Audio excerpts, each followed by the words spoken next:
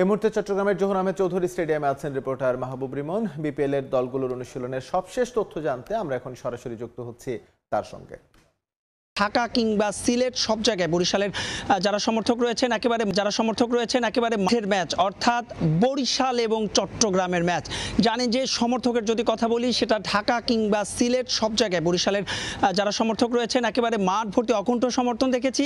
এসে তার ব্যতিক্রম ছিল না কিন্তু চট্টগ্রামেও, এবং স্বাগতিক দলের সমর্থক তো রয়েছে। সব মিলিয়ে একটা জমজমাট এবং হাড্ডাহাড্ডি লড়াই। আরও একটি কারণে ম্যাচটা গুরুত্বপূর্ণ, যদি পয়েন্ট টেবিলের দিকে আমরা তাকাই, দুদলই কিন্তু 6 ম্যাচে 4টা করে জয়, 8 পয়েন্ট এবং 2টো করে ম্যাচ হেরেছে। এবং যে কারণে এই ম্যাচটা যারা জিতবে, যে কোয়ালিফায়ারের যে রেসে কিন্তু বেশ ভালোভাবে টিকে আছে দুদলই, সেই কোয়ালিফায়ারের রেসে কিন্তু জায়গা করে নিবে। তবে অনুশীলনে যদি কথা বলি, যেহেতু জানেন যে টানা ম্যাচ হচ্ছে, সেই টানা ম্যাচের কারণে কিন্তু আজ অনুশীলন করেনি চট্টগ্রাম। কারণ চট্টগ্রাম এখানে এসে, অর্থাৎ ঘরের মাঠে এসে তারা 2টো ম্যাচ খেলেছে, যেহেতু আজকে একদিনের বিরতি, সেহেতু চট্টগ্রাম অনুশীলন করেনি। তবে বরিশাল কিন্তু ঠিকই অনুশীলন করেছে, এবং যেমনটা বলছিলাম, তামিম ইকবাল বরিশালের অধিনায়ক, তিনি কিন্তু আজকে অনুশীলন করেননি। তামিম ইকবাল ছাড়া দলের সব সদস্যরাই ছিলেন। তবে আলাদা করে একজনের কথা কিন্তু বলতেই হয়, টাইগার অধিনায়ক নাজমুল হোসেন শান্তর কথা। মোটে একটা ম্যাচ ছাড়া এবারের বিপিএলে কিন্তু নাজমুল হোসেন শান্ত নিজেকে হারিয়ে খুঁজছেন। সেই শান্ত আজ দীর্ঘ সময় অনুশীলন করেছেন।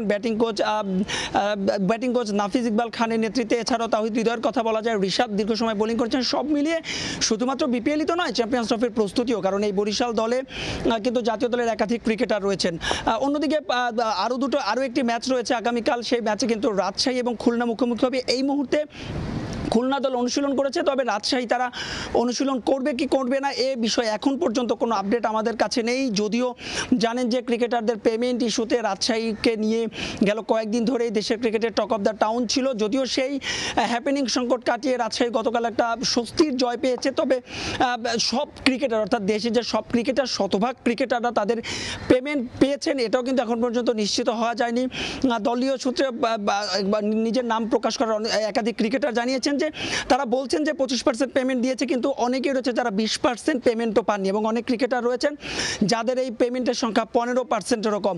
সব মিলিয়ে একটা লু হাওয়া। তবে মাঠের ক্রিকেটে কিন্তু দর্শক আসছে, এবং ক্রিকেটের সংখ্যা 15%-এর কম। সব মিলিয়ে একটা লু হাওয়া, তবে মাঠের ক্রিকেটে কিন্তু দর্শক আসছে। চট্টগ্রাম থেকে বিপিএল এর সবশেষ তথ্য জানাচ্ছিলেন মাহবুব রিমন।